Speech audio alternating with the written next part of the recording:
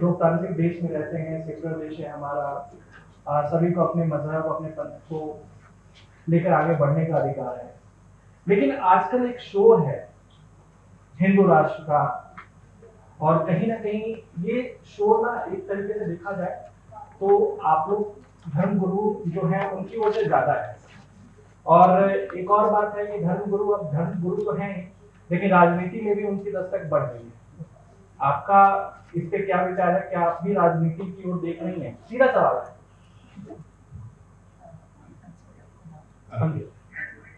सबसे पहले तो प्रभा साक्षी की पूरी टीम को, नीरज जी को, उनकी पूरी टीम को हार्टिएस्ट कांग्रेचुलेशंस, हार्दिक शुभकामनाएं। आपने 23 वर्ष पूर्ण किए हैं और आप बहुत अच्छा कार्य कर रहे हैं। जनमानस को एक अच्छे रूप में, जो संचार का माध्यम है उसके माध्यम से आप न्यूज़ पहुंचाते हैं, और ये हम मान कर चलते हैं कि जो आपके प्लेटफॉर्म से न्यूज़ पहुंचती है उस पर लोगों का एक विश्वास है, क्योंकि उसके पीछे एक मेहनत है, एक सच्चाई है। और उसके बाद I would like to salute those defense experts, those who were sitting here. Because of them we are actually, हम खुले आसमान में सांस ले सकते हैं। They are safeguarding us. और उसके बाद अब हम आते हैं आपके प्रश्न पर। अंकित जी, अभी आपने एक प्रश्न पूछा, आपने मुझसे एक प्रश्न में 3-4 प्रश्न पूछ डाले हैं। तो जो सबसे पहले आपने पूछा कि मंदिरों को जो ढूंढा जा रहा है मस्जिदों के नीचे, अगर मैं सही हूँ। देखिए, बात ऐसी है कि as a Bharatiya, as a Hindu, as a Sanatani, ये मेरा एक अधिकार बनता है, मेरा हक बनता है। मैं जानना चाहती हूँ अपने समृद्ध इतिहास के बारे में। और मुझे लगता है यहाँ जितने लोग बैठे हैं, क्या आप नहीं जानना चाहते अपने समृद्ध इतिहास के बारे में? हाँ या ना तो बोलिए। जानना चाहते हैं, नहीं जानना चाहते? देखिए, हाथ खड़े करके बोलिए ताकि सबको दिखाई दे। जानना चाहते हैं, नहीं जानना चाहते? जानना चाहते हैं, सभी जानना चाहते हैं। क्यों नहीं जानना चाहते? मेरा रिच इतिहास क्या है? नीरज जी, मैं जानना चाहती हूँ। मैं भारत देश की बेटी हूँ, मुझे ये जानने का अधिकार है कि मेरे इष्ट का मंदिर वहाँ है या नहीं है, मेरे महादेव वहाँ बसते हैं या नहीं बसते। तो अंकित जी, इसमें गलती क्या है? पहली बात तो ये है। और हमने ये कहा आपको कि उसका रिलीजियस कैरेक्टर का पता लगाया जाए कि रिलीजियस कैरेक्टर क्या है, क्योंकि ऐसे प्रमाण है। हरबिलास शारदा जी की पुस्तक है, उसमें प्रमाण आते हैं। उसके बाद 1911 तक वहां पर पूजा होती थी। एक ब्राह्मण परिवार जो महादेव की पूजा करता था, उनका तिलक करता था। उस परंपरा को घड़ियाली परंपरा कहा जाता था। मैं अजमेर की बात कर रही हूँ। और अगर आप इतिहास में जाएंगे पीछे, तो अजमेर में पहले अजय मेरू कहा जाता था। तो अगर हम इतिहास की बात करें तो ऐतिहासिक प्रमाण मिलते हैं, जिसकी बुनियाद पर हम ये जानना चाहते हैं कि वो हमारे महादेव का मंदिर है। अब बात रही देश के माहौल को खराब करने की। देश का माहौल कोई खराब नहीं करना चाहता है।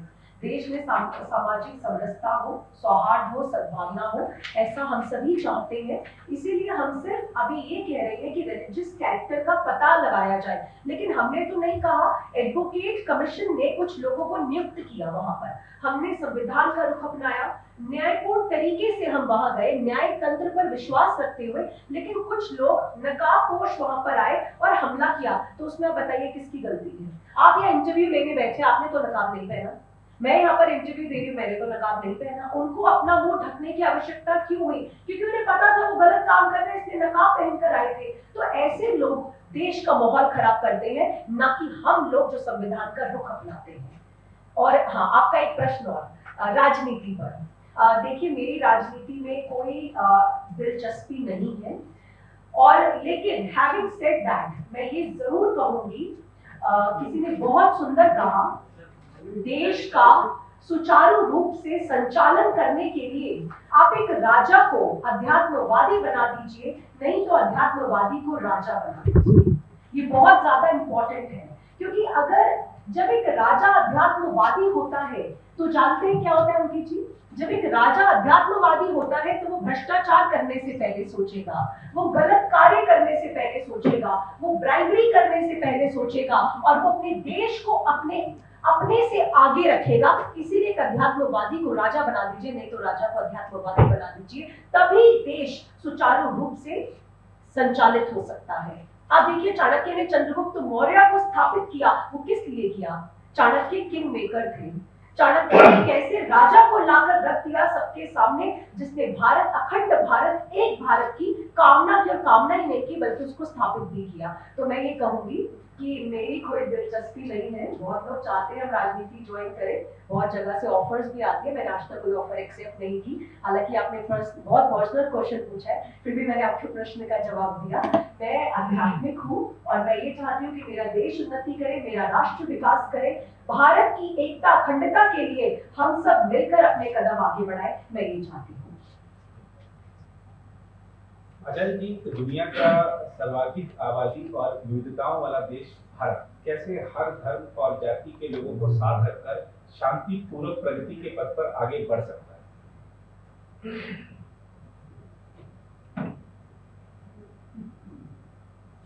देखिए, हमारा भारत देश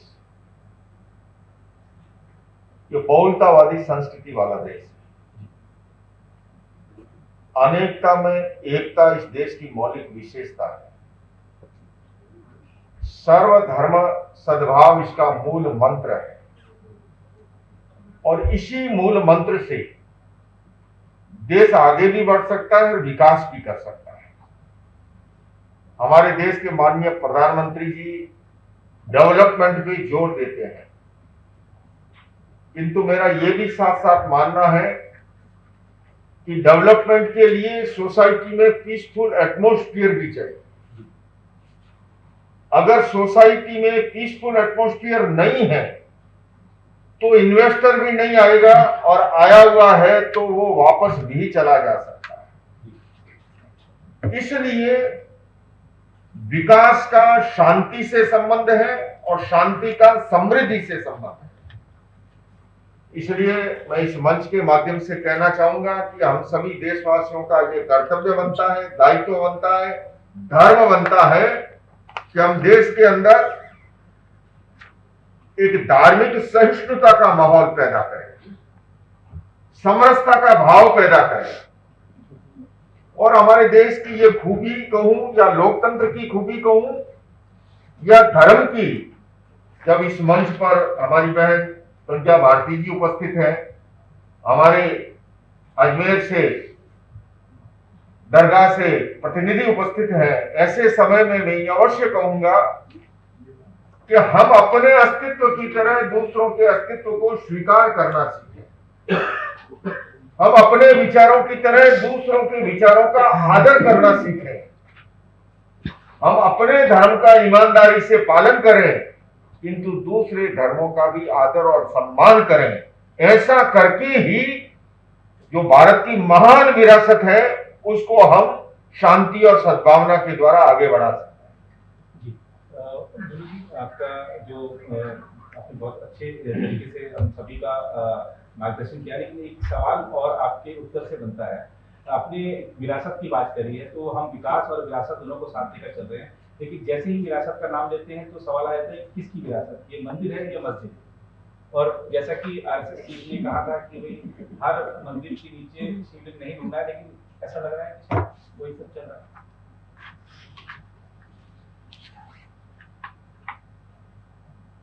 देखिए, कुछ प्रश्न ऐसे होते हैं जो किए नहीं जाते और कुछ उत्तर ऐसे होते हैं टीके साहब जो दिए नहीं जाते। यूं तो दिले दर्द जवा कह जाती है, पर कुछ जख्म ऐसे होते हैं जो दिखाए नहीं जाते।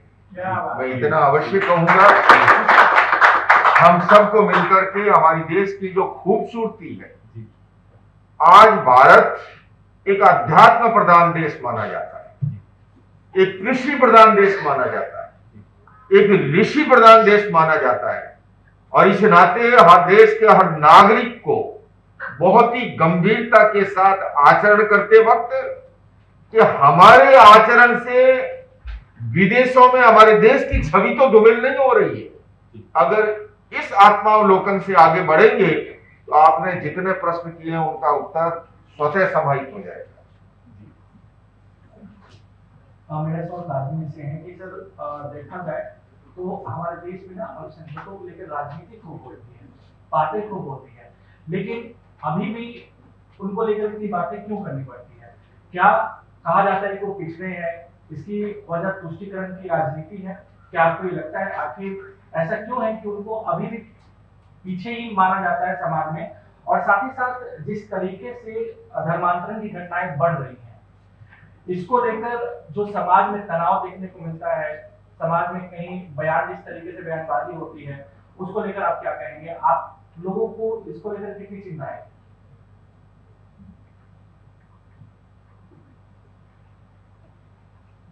सबसे पहले तो प्रभासाक्षी के तमाम जो अराकीन हैं, तमाम इसके काम करने वाले हैं, क्योंकि मैं बहुत ही अरसे से इससे जुड़ा रहा, और ख़ास तौर पर नीरज जी और तमाम लोगों का बहुत बहुत आभार और शुक्रिया कि आप लोगों ने मुझे आमंत्रित किया और परिचर्चा के अंदर बहुत ही अच्छे टॉपिक पे लगातार चल रही है।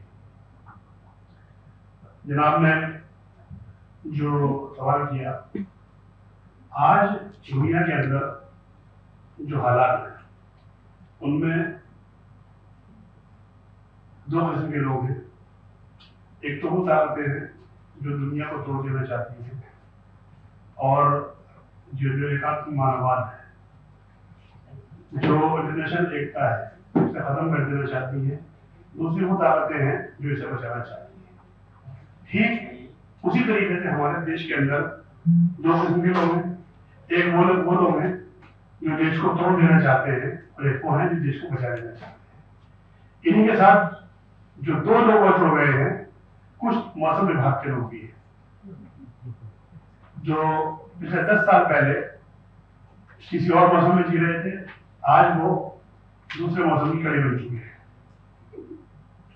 सारी जो घटनाएं हैं वो मौसम विभाग के लोगों की वजह से है।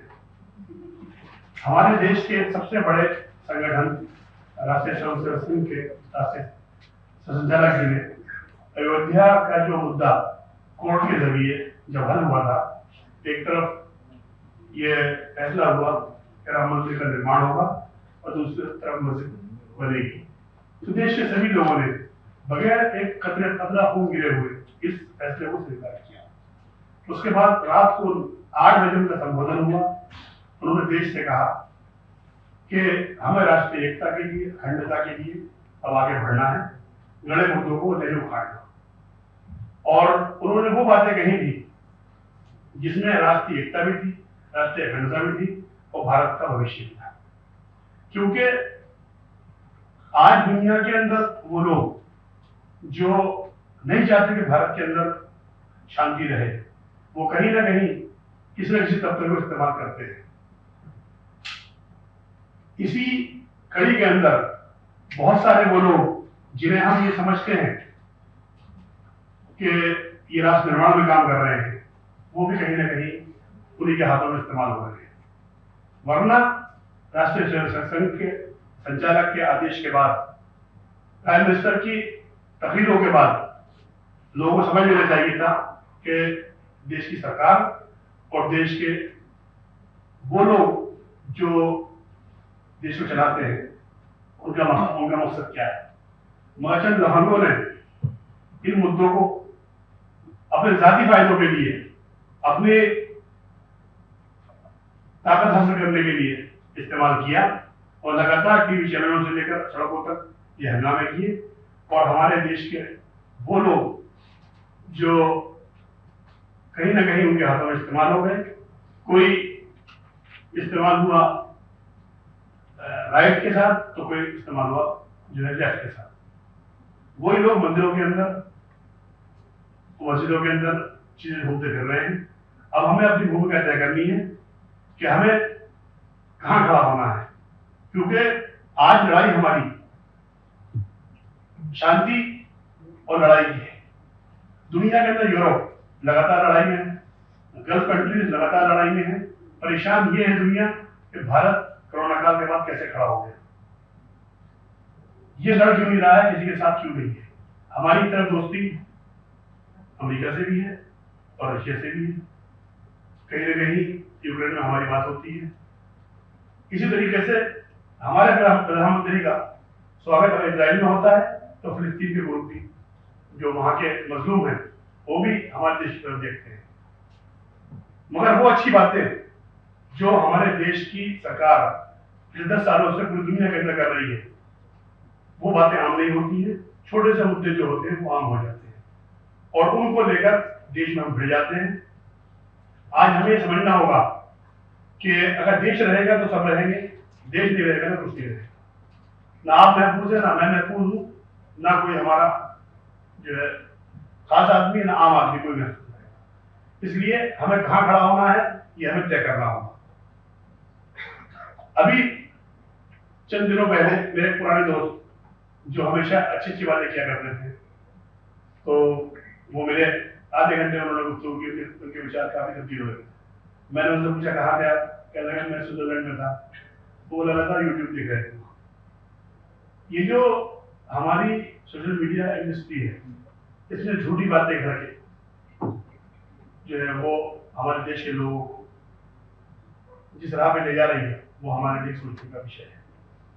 मुझे आज तक कोई मुसलमान ऐसा पूरे देश में नहीं मिला जिसने पाकिस्तान की हिमायत की हो, वहां की फौज की हिमायत की हो।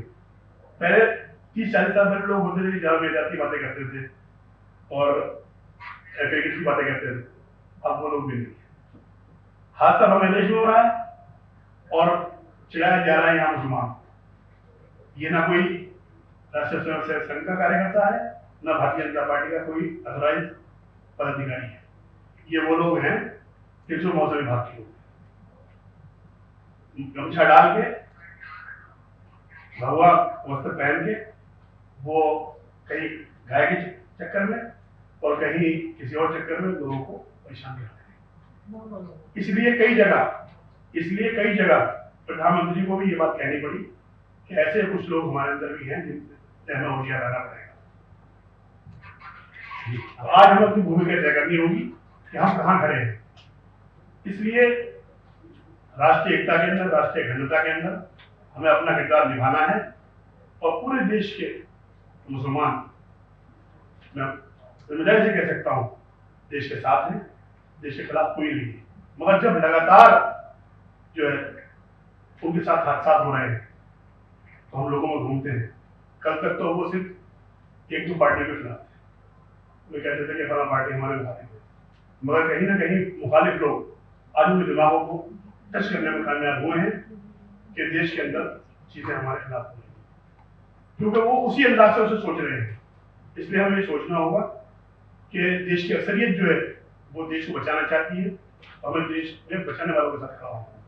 आज हमारी सरकार का जो किरदार है वो इतना पॉजिटिव है कि अगर किसी 40 करोड़ लोग में कोई दंगा फसाद हो जाता है, भाई भाई भी लड़ लेते हैं, मगर शाम को फिर एक हो जाते हैं।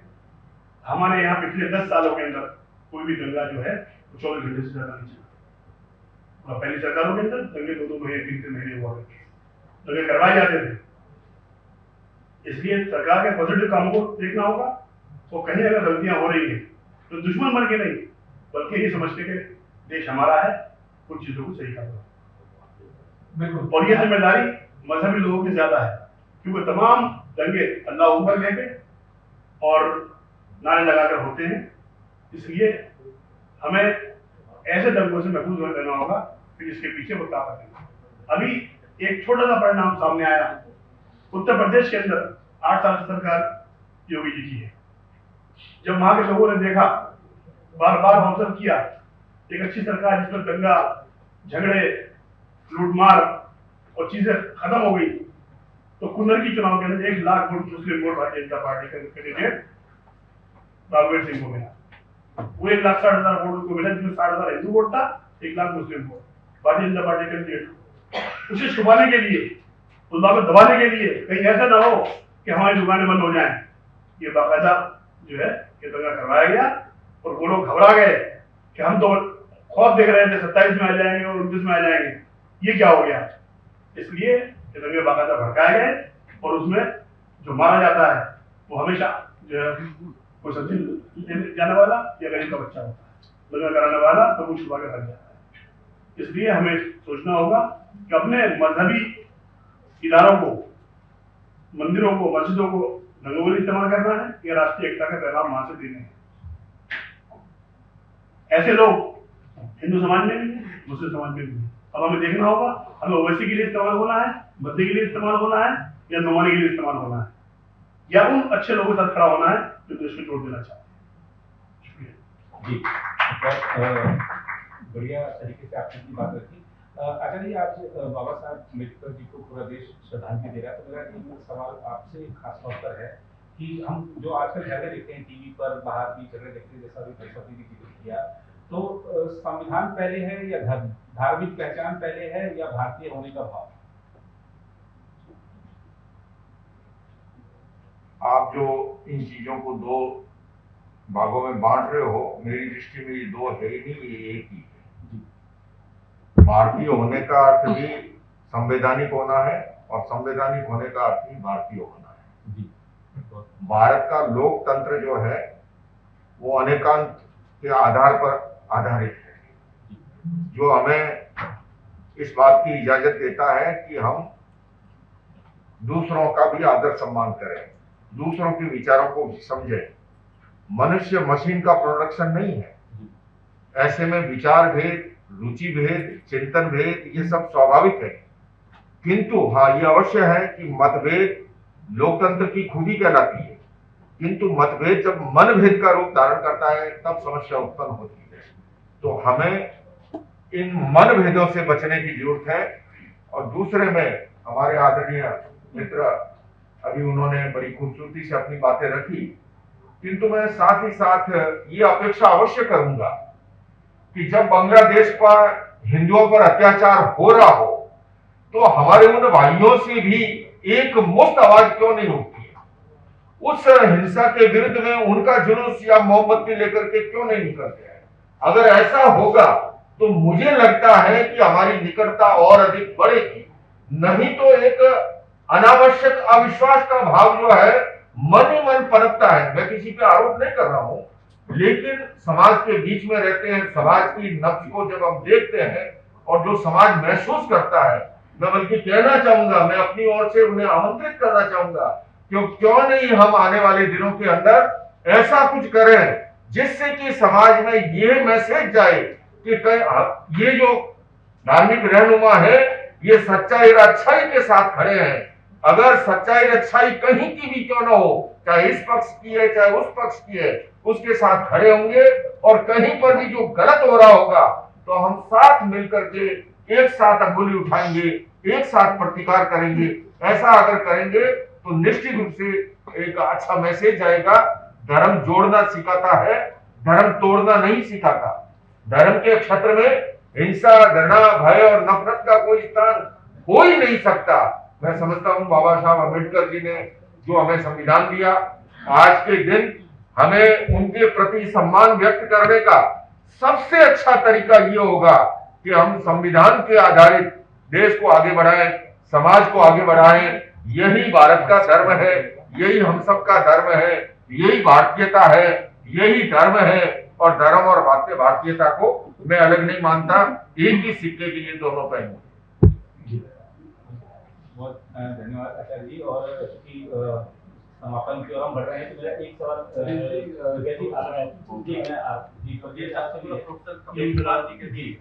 सुनना चाहते हैं जी मैं उसमें एक सवाल बड़ा शिद्दत से इस समय उठाया कि सनातन बोर्ड का गठन क्यों नहीं होना चाहिए, इस पर आपने संक्षेप में प्रतिक्रिया।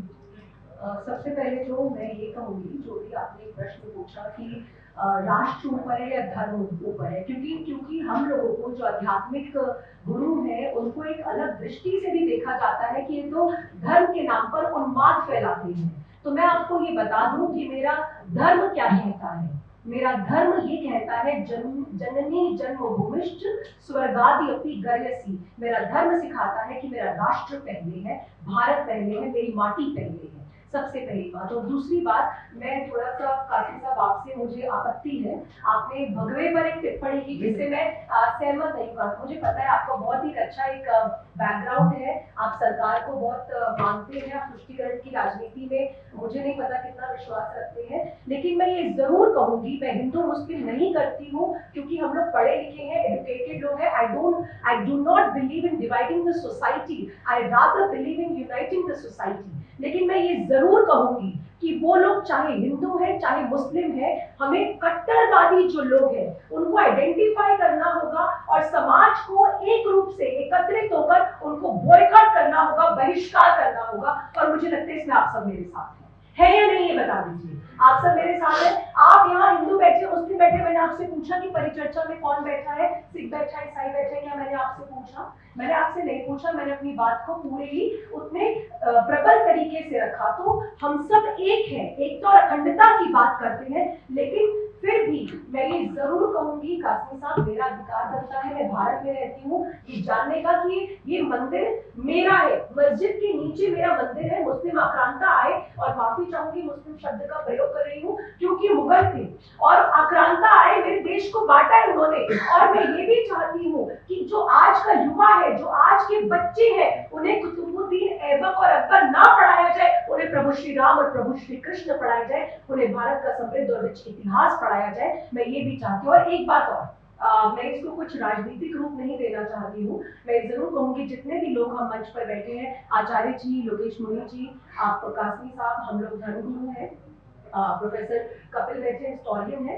हम सबके कंधों पर एक जिम्मेवारी है, बहुत बड़ी जिम्मेवारी है, to lead the world, to lead the people, to lead the public, people they look up to us. इसीलिए हम बहुत सोच समझ के गंभीर रूप से वो बात करें जिससे समाज में सौहार्द, सद्भावना और सामाजिक समरसता का संदेश जाए, एकता का जाए। लेकिन फिर भी मैं ये कहूंगी, हिंदुत्व में सरतन से जुदा नहीं किया जाता, न कहा जाता है। सरतन से जुदा जिससे किया जाता है, कहा जाता है, उन्हें परिवर्तित होना होगा, क्योंकि अब समय आ चुका है भारतीय जागरूकता का, हिंदुत्व को जगाने का और जागने का।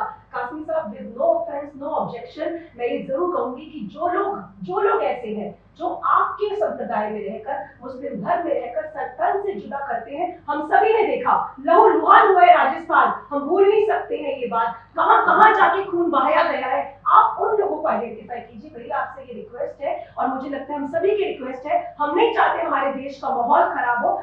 कौन है वो लोग जो सरतन से जुदा कहते हैं? कौन है वो लोग जो सरतन से जुदा कर भी देते हैं और भाग जाते हैं, फरार हो जाते हैं? उनको पकड़ना होगा, उनको आप लोगों का दायित्व बनता है। आइडेंटिफाई कीजिए, सामूहिक रूप से बहिष्कार कीजिए। लेकिन अब मैं चाहूंगी कि एक पॉजिटिव नोट पे, क्योंकि आपने कहा कि एंड तो आप ही करेंगे, एक पॉजिटिव नोट पे हम सभी दोनों हाथ खड़े कर ले अपने। मैं चिंता मत कीजिए, जय श्री राम नहीं बुलवाऊंगी, क्योंकि आधे लोगों को टेंशन हो जाएगी अगर जय श्री राम बोलने को मैंने कहा। सभी अपने दोनों हाथ खड़े कर लीजिए, कोई पनिशमेंट नहीं है भाई साहब, आप भी टिकट भाई साहब भी आए हैं। सभी दोनों हाथ खड़े कर लीजिए अपने, और अपने नेबर्स के दोनों हाथ जोड़ ऐसे पकड़ लीजिए, सभी सभी सभी पकड़ लीजिए। कासिम साहब, हम भी आपका पकड़ सकते हैं, कोई हर्ज नहीं है। अब नीरज जी, आप तो आचार्य जी का पकड़ लीजिए, मेरे हाथ में तो माइक है, अंकित जी आप मेरा हाथ इन्होंने पकड़ लिया तो इनकी घरवाली को टेंशन हो जाएगा। मुझे दिक्कत नहीं है, मैं तो अभी लेके जाऊंगा इनको। ऐसे खड़े करके, हाथों में हाथ डाल के ऐसे ऊपर, raise your hands up in the air. इसमें शर्माने की क्या बात है? देखिए ऐसे ही एक साथ, एक भारत माता की जय, भारत माता की जय, वंदे मातरम, मातरम, मातरम, भारत माता की जय, भारत माता की जय, जय श्री राम। जय श्री राम। जहाँ तक बहन ने जो बात कही, इस पर मैं 2 मिनट में बात करूंगा। देखिए, मैं शुरू से एक बात कह रहा हूँ, उन लोगों को पहचानना होगा जो देश को तोड़ देना चाहते हैं। उसमें सभी जगह लोग हैं, और जहाँ तक भगवा वस्त्र का ताल्लुक है, हम इसका बड़ा एहतराम करते हैं। ये एक सूफियाना और एक हमारे ऋषि मुनियों का और हमारी लाखों साल पुरानी संस्कृति का हिस्सा है। इसकी जो बेहुरमती करेगा, वो तो समझो ऊपर वाले मालिक की बेहुरमती करेगा, क्योंकि कहीं ना कहीं ये वस्त्र जो है वहीं से आया है, और इसीलिए लोग उसकी बॉडी बनाते हैं, रक्षा बनाते हैं। मगर कुछ लोगों ने पिछले दिनों से इस्तेमाल किया है, हमें उसको भी देखने का काम है। मेरी बहन प्रज्ञा भारती जी ने अभी कहा कि मुगल आए और उन्होंने मंदिरों को तोड़ा। मैं बहन इसके साथ साथ ये भी कहूंगा कि जिन्होंने भी जैन मंदिरों को तोड़ा, बौद्ध मंदिरों को तोड़ा, उसकी भी बात साथ साथ होनी चाहिए। हम उसकी भी बात साथ साथ होनी चाहिए, और वो तोड़ने वाले कौन हैं उसको भी आइडेंटिफाई कीजिए और उसके लिए भी आवाज उठाइए। अल्पसंख्यक की बात इस मंच पर हो रही है, ये जितने बैठे हैं ना, उसमें सबसे ज्यादा अल्पसंख्यक अगर कोई है तो वो मैं हूँ, क्योंकि आबादी की दृष्टि से अगर आप जाएंगे तो सबसे कम जो है उसमें दूसरा नंबर नीचे से हमारा है। तो ऐसे के अंदर इतिहास भरा पड़ा है। केरला जाइए, तमिलनाडु जाइए, कर्नाटक जाइए, किस तरह से कितने हिंदू जैन मंदिरों को तोड़ करके क्या क्या बना दिया गया है, उसके बारे में बात क्यों नहीं होती है? क्या कारण है? उसके बारे में भी बात होनी चाहिए। बौद्ध मंदिरों को तोड़ा गया, उसके बारे में भी बात होनी चाहिए, और जो हिंदू मंदिरों को तोड़ा उसके बारे में भी बात होनी चाहिए। बिल्कुल। प्रोफेसर साहब, आपसे सवाल है जी। जिस तरीके से आपने सुना, यहाँ पे जितने भी हमारे वक्ता हैं, सभी ने एक चीज का जरूर जाहिर की कि कहीं ना कहीं जिस तरीके से आज के समय में हम देख रहे हैं कि मंदिर में कहीं ना कहीं जहाँ मंदिर है वहाँ मस्जिद होने का दावा किया जा रहा है, जहाँ मस्जिद है वहाँ मंदिर की बात की जा रही है, मुगल की बात हो रही है, आक्रांताओं की बात हो रही है। इतिहासकार के नाते आप इसको कैसे देखते हैं, कैसे समझते हैं? देखिए, ऐसा है कि हम लोग, जैसे मैंने पहले वाले उसमें कही कि हम लोग एक बड़े परिवेश में चीजों को नहीं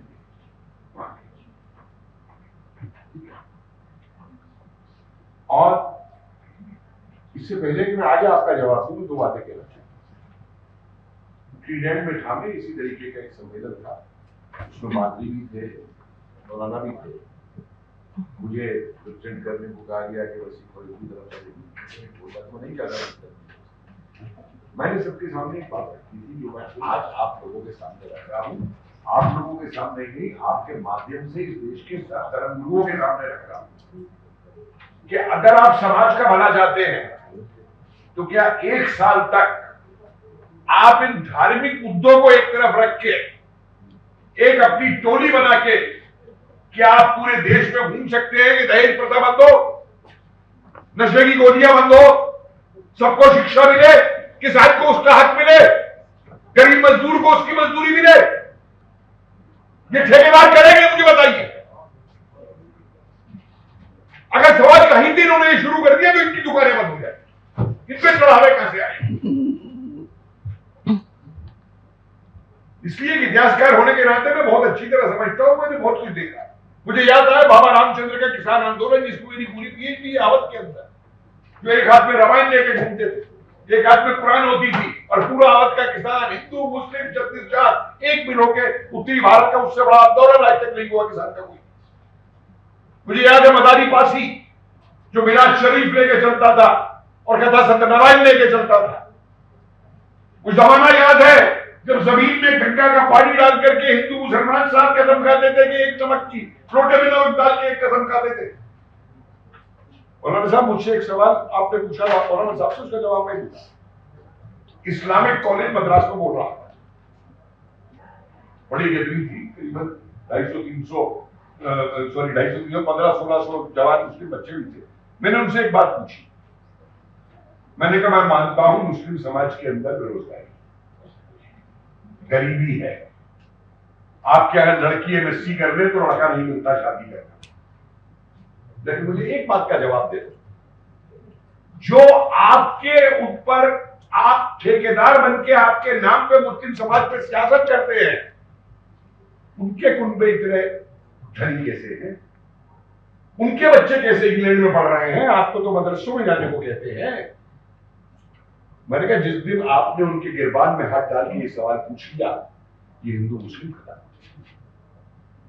एक सवाल और पूछा मैंने, क्या आपकी कौम में कोई इंजीनियर नहीं है, डॉक्टर नहीं है, मास्टर नहीं है, टीचर नहीं है, जो आपका क्रिमिनल को ही टिकट दी जाएगी और उस पर कोई एक्शन हो गया तो पूरी कौम क्रिमिनल को बचाने को खड़ी हो जाएगी क्योंकि वो धर्म से? कौम को ये बातें सोचनी पड़ेगी।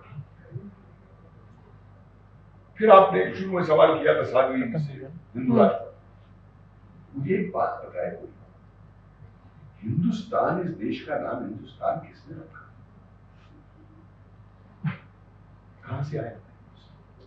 आप तो जानते हो, अरब तुर्की ने रखा हमारा नाम हिंदुस्तान, हमने नहीं रखा। हिंदू कुश क्या है? कितनों को मालूम है कि हिंदू कुश क्या जगह है? हजारों मील दूर यहां से। फारसी में आप बता दीजिएगा इनको मतलब क्या है हिंदू कुश? हिंदुओं का कहते हैं। गजवा हिंद शब्द किसने बनाया था? हमने तो नहीं बनाया। और कोई भी देखिए, ये गहरे तबके इतिहास के जिनका हमें सुलझाना और जवाब देना। आचार्य जी, अगर जख्मों को हम दिखाएंगे नहीं, उन जख्मों का इलाज नहीं करेंगे, तो उन जख्मों को भरने कोई नहीं आएगा, उनको गहरा बनाने दुनिया जरूर चली आएगी, जो इस समाज में हो रहा है।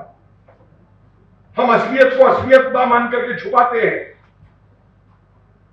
उससे डरते नहीं है कि अगर कोई जहर घुल गया है समाज में तो उस जहर को कैसे बाहर निकालना है।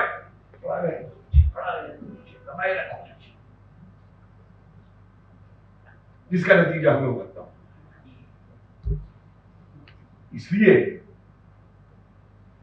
मैंने एक सवाल पूछा था, जॉन डेनियल साहब हैं, बड़ी वकालत करते हैं, वो आकर के बड़ी जोर जोर से कह रहे थे, वी रिस्पेक्ट एवरी रिलीजन। मैंने कहा, are you sure? Yes, I am very sure. मैंने कहा, if you respect every religion, then why will you go and convert the people of other religion? कुर्सी से उछल गए, डिबेट छोड़ के भाग गए। कभी सब धर्म का आदर करते हो तो फिर दूसरे धर्म के लोगों को परिवर्तन क्यों करते हो जाकर? आज जितना हल्ला मच रहा है इस्लामिक परिवर्तन का, तो 1% भी नहीं है जो ईसाई परिवर्तन इस देश में हो रहा। और किस लिए हो रहा है सब दुनिया का। आज मणिपुर में अगर आग लगी है तो क्यों लगी? कि जहां के क्रिश्चियन ट्राइब्स जो जिंदगी भर एक पॉलिटिकल पार्टी को वोट देते आए थे, जिस दिन उन्होंने बीजेपी को वोट दे दी, तो ये कैसे हो गया? क्रिश्चियन ने वोट कैसे डाल दी बीजेपी को? जो अब आप यूपी का एग्जांपल आपने दिया, तो कुछ बेवकूफ लोग हैं, एक तरफ बेवकूफ है, दूसरी तरफ पेट एजेंट। मैं तो ये कहूं, मैं एक किताब मेरी प्रेस में थी नेताजी को लेकर, एक साहब ने अमेरिका से वीडियो बनाया, नेताजी बोस ने अपनी आजाद हिंद फौज में जिहादी पैदा की। किताब और 4 पेज उस किताब में ऑर्डर जवाब दे। तो हर चीज को अगर आप हर नजरिए से देखेंगे, लोग बात कहते हैं इस्लाम शांति का धर्म, तो फिर जो ये भ्रम है, अगर आप इसे भ्रम कहें या असलियत है, मैंने कहा मौलाना साहब से कि मैं तो बहुत अनपढ़ आदमी हूं, मेरे इस भ्रम को दूर कीजिए जिससे ये बात साबित हो सके कि इस्लाम धर्म शांति का है। तो जब ये आता है कि हर देश को तलवार से जीता, धार्मिक परिवर्तन तलवार से किए गए, तो फिर क्या जवाब? आपने कहा कि एक जगह पे जहां दूसरे धर्म की इबादत हो जाती है, वहां कुरान के हिसाब से मस्जिद बनाना गलत है। मैं सही हूं गलत? ठीक है। तो आज इंग्लैंड के अंदर जो उनके पुराने चर्च हैं, उनको खरीद करके मस्जिद क्यों बनाई जा रही है वहां पे? इसके खिलाफ कोई इस्लामिक स्कॉलर सवाल क्यों नहीं? तो असलियत को पहचानना है हमें, अपनी दुकानें नहीं। मुझे अपनी दुकान नहीं चलती, मुझे कोई चुनाव नहीं लड़ता, मुझे कोई राज्यपाल नहीं बनना, मुझे कुछ नहीं बनना। मैं जो अपना जो काम है मुझे करना है। मैं राष्ट्रवादी हूं, राष्ट्रवादी रहूंगा, और इसलिए मोदी को सपोर्ट करता हूं आज, कि आज जितनी लीडरशिप मौजूद है उसमें किसी में ना समझ है ना गट्स। देखिए सब बैठे हैं साहब, आपसे कभी मौका मिलेगा तो आपसे लंबी बात करूंगा। मैं बैठ के मैं करना चाहता था, क्योंकि मैंने आपके खिलाफ बहुत बयान दिए। मैं बता रहा हूं आपको, जब ये आंदोलन चल रहा था मैंने बहुत बयान दिया, और इतिहास में नहीं चले जाके दिए। देश का किसान देश का सिपाही है, देश की जान है। गांव के अंदर आपके कहां झगड़ा होगा तो मुझे बताइए, यूनिवर्सिटी मुद्दा है। दूसरा भी खत्म हो गया था, क्यों वापस आ?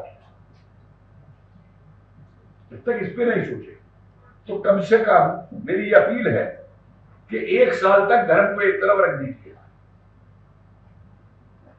और एक मिनिमम कार्यक्रम बना दीजिए, मिनिमम ऑफ एक्शन। क्या हमारे संत साधु मौलवी मिल जाए, गुरुद्वारे के लोग बना पाएंगे बैठ के? कुछ गुरुद्वारे वालों से ही सीख लीजिए, रामकृष्ण मिशन वालों से ही सीख लीजिए, सब जगह जाके सेवा करते हैं। लेकिन फिर फल क्या मिला उस सेवा का? वो भी आपके साथ। ये कट्टरपंथ जो है किसी भी धर्म का, मैं साहब एक चीज और कहना चाहता हूं, फिर मैं चुप करता हूं। वेस्ट एशिया से लेके और इंडोनेशिया तक एक नक्शा बनाया अलकायदा हरे रंग का कि ये पूरा इस्लामिक देश बनाना है। तो वहां से 6 देश बचे हुए हैं। हिंदुस्तान बचा हुआ है, नेपाल बचा हुआ है, श्रीलंका बचा हुआ है, बर्मा बचा हुआ है, भूटान बचा हुआ है, थाईलैंड। पाकिस्तान में जो हो रहा है वो आपके सामने है, और इसके बाद में आपके सामने है जो बांग्लादेश में हुआ है। और यही जो पाकिस्तान में हो रहा है, मेरा बार बार कहना है कि यही कतार में होगा, यही ओमान में होगा, यही दुबई में होगा, क्योंकि उन्हें शेख नहीं चाहिए, उन्हें अपने वो कट्टरपंथी मुल्ला चाहिए वहां पे राज करने की। आप एक बात मुझे छोटी सी बताइए, सूफी दरगाह है ना अजमेर शरीफ साहब, है? पाकिस्तान में सूफी दरगाहों में क्या होता है? बांग्लादेश में सूफी दरगाहों में क्या शुरू हो गया? जो अहमदिया जिन्होंने सबसे ज्यादा पाकिस्तान की मांग की थी, उनको वहां घोषित कर दिया कि वो मुसलमान ही नहीं है। तो ये सियासत के हिसाब से जो लोग अपनी सियासतें बनाने के लिए जो कर रहे हैं,